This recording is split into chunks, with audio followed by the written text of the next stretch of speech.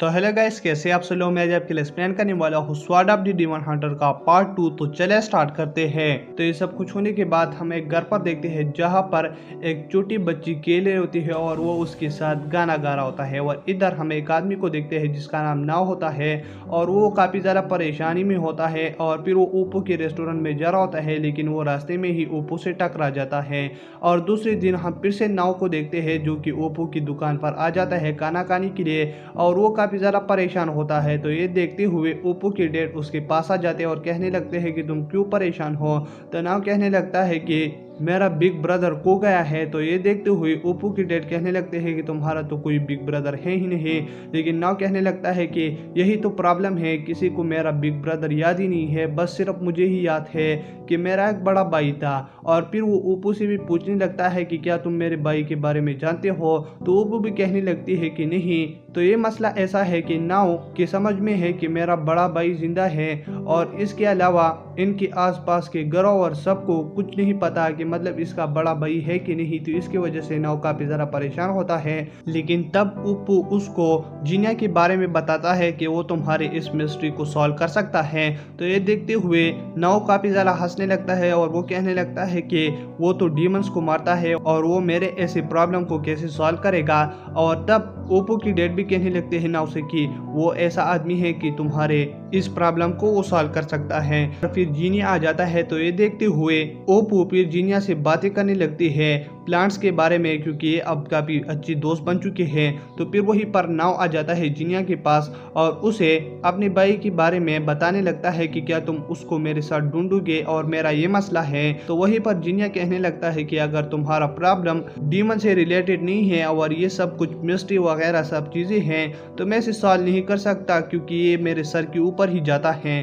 तो तुम चल सकते हो। तो फिर वो परेशान होके नाव वहीं से चला जाता है। लेकिन फिर ओप्पो कहने लगती है जीनिया से कि हम रिक्वेस्ट करते हैं तुमसे और नाव की मदद करो। तो ये देखते हुए जीनिया काफी ज्यादा हंसने लगता है और कहने लगता है कि ठीक है, मैं उसकी मदद करता हूँ। और तब दूसरी सीन में जीनिया नात्सु के पास चला जाता है और उसे कहने लगता है कि तुम जिंजी से कब शादी करने वाले हो। लेकिन नात्सु ने जिंजी को अपना भाई ही बना लिया होता है और कहने लगती है कि मैं शादी नहीं करने वाली, मैं शादी तब करूंगी जब मुझे एक रिच फैमिली वाली मिल जाए।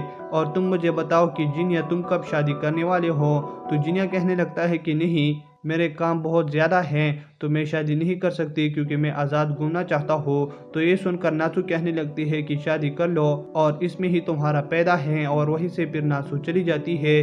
और इधर हम नाव को फिर से देखते हैं जो कि अपने घर से निकल रहा होता है अपने भाई को ढूंढने के लिए। लेकिन वहीं पर उसकी मॉम आ जाती है और कहने लगती है कि तुम्हारा भाई नहीं है और तुम हमारे सिर्फ एक ही बेटे हो। लेकिन ये सुनकर नाव कहने लगता है कि नहीं, मुझे अपना भाई बहुत अच्छी तरीके से याद है और वो जिंदा है। और तब वो अपने घर से निकल जाता है और तब अपने भाई को ढूंढने ही लगता है। लेकिन वहीं पर उसे जीनिया मिल जाता है और जीनिया नाव से कहने लगता है कि मैं तुम्हारी मदद के लिए तैयार हूँ। तो ये सुनकर नाव काफी ज़्यादा खुश हो जाता है। लेकिन जीनिया कहने लगता है कि तुम्हें ज़्यादा खुश नहीं होना, क्योंकि मैं सिर्फ लोगों से इंफॉर्मेशन इकट्ठा करूंगा तुम्हारे भाई के बारे में। और तब वो दोनों ओप्पो के रेस्टोरेंट पर चले जाते हैं और ज़्यादा इंफॉर्मेशन एक दूसरे से शेयर करने के लिए। तो तब नाव जीनिया के पास उसका खूबसूरत स्वॉर्ड देख लेता है। तो नाव कहने लगता है कि तुम कहाँ से हो। तो जीनिया कहने लगता है कि कदानों से।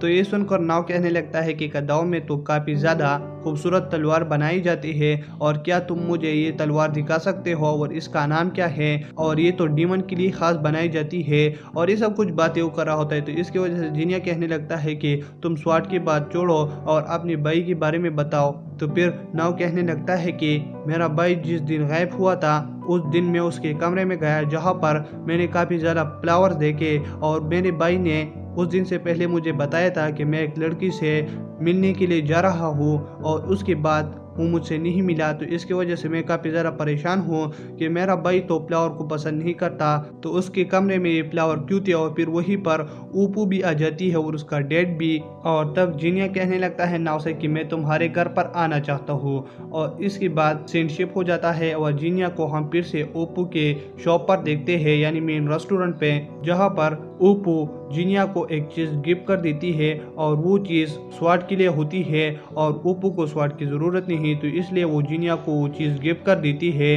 तो इधर जीनिया ओप्पो से कहने लगती है कि तुम मुझे नाव के बारे में बताओ और वहीं पर नात्सुबी होती है। तो फिर इसके बाद ओप्पो के डैड जीनिया से कहने लगता है कि नाव जो है ना जब भी स्वॉर्ड को देख लेता है तो वो काफी ज्यादा पागल हो जाता है क्योंकि उसे स्वॉर्ड काफी ज्यादा पसंद है। और तब जीनिया कहने लगता है कि नाव की माँ है ना, तो वो कहने लगती है कि उसकी माँ है लेकिन वो काफी ज्यादा डेंजरस है और उसे लोग काफी ज्यादा डरते हैं क्योंकि वो काफी ज्यादा गुस्सैली है। और इसके बाद जीनिया ओप्पो से कहने लगती है कि उसके घर में जो फ्लावर मिले थे यानी मीन नाव के ब्रदर के रूम में जो फ्लावर मिले थे वो डेपोडेड फ्लावर थे ना, तो ओप्पो कहने लगती है कि वो वही फ्लावर थे। और इसके बाद जीनिया नाव के घर पर विजिट कर देता है जहाँ पर नाव की मोम जीनिया को देखकर काफी ज्यादा खुश हो जाती है क्योंकि जीनिया जब इसके घर पर आया तो नाव की मुंह पर खुशी आई, तो इसकी वजह से नाव की मोम जीनिया को भी देखकर वो भी खुश हो जाती है।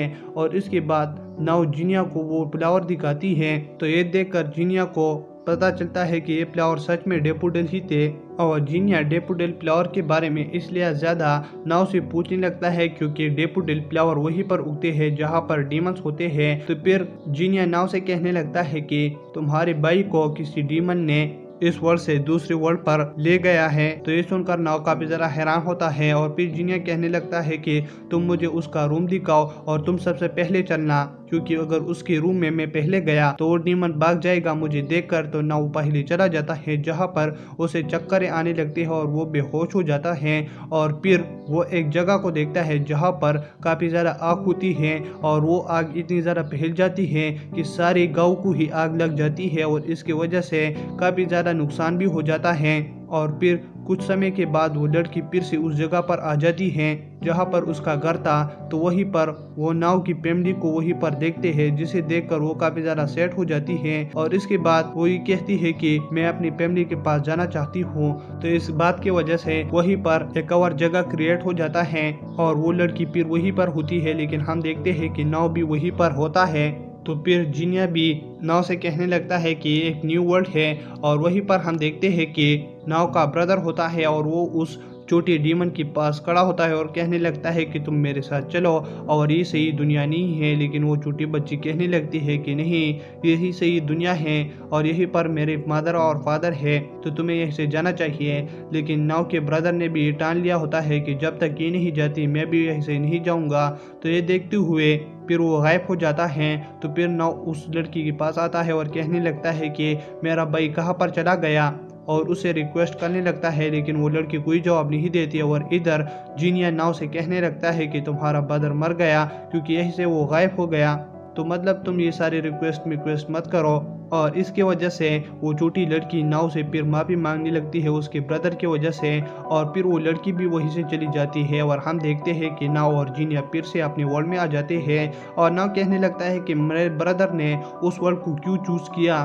और दूसरी दिन वो ओप्पो की शॉप पर फिर से आ जाते हैं जहाँ पर नाव ने अपने घर के पुराने डॉक्यूमेंट लाया होता है और वहीं पर वो उस लड़की के इंफॉर्मेशन देख लेता है कि यहीं पर इसकी फैमिली रह रही थी 200 साल पहले और वो मर गई थी। और फिर ये बात करते हुए जीनिया नाव से कहने लगता है कि मैं तुम्हारे कोई काम नहीं आया तो इसकी वजह से तुम मुझे माफ करो। लेकिन नाव कहने लगता है कि नहीं, तुमने मेरे लिए ये सारा माजरा हल किया तो इसकी वजह से मैं तुम्हें थैंक्स कहना चाहता हूँ और तुम काफ़ी अच्छे आदमी हो और तुमने मेरे दिल को ही हल्का किया।